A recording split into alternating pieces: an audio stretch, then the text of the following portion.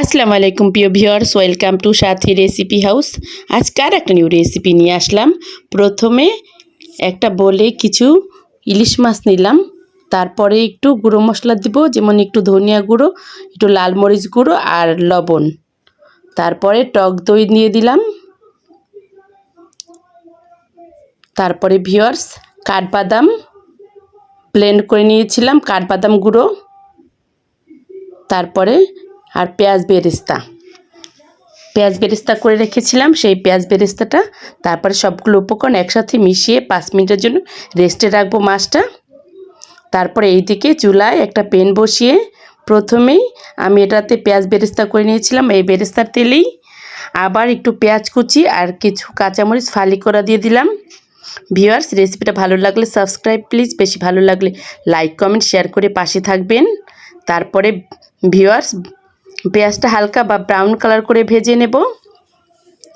তারপরে এই তো হালকা ব্রাউন কালার করে ভাজা পেঁয়াজের উপরে মাছগুলো একদম খুব ভালো করে এভাবে বিছিয়ে দেব, দিয়ে মাছটা হালকা একটু ভেজে নেব।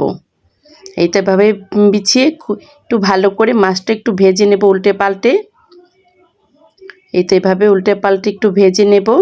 ভাজার পরে এই মাছের ভিতরে একটু দুধ দিয়ে দেব পরিমাণ মতো, যতটুকু পরিমাণে ঝোল লাগে ততটুকু দুধ দিয়ে দেব। দুধ দিয়ে এই মাছটা পুরোটা এভাবেই রান্না করে নেব। ভিউয়ার্স খুবই একটা মজাদার এবং সুস্বাদু রেসিপি, আপনারা ট্রাই করে দেখবেন। একদম আসলেই খুব ভালো একটা রেসিপি। আপনি এই আসসালামু আলাইকুম ভিউয়ার্স, এভাবেই সবাই রান্না করে খেয়ে দেখবেন, খুব ভালো লাগবে। আসসালামু আলাইকুম ভিউয়ার্স, আল্লাহ হাফেজ, ভালো থাকবেন। আজকে এখানেই রাখলাম।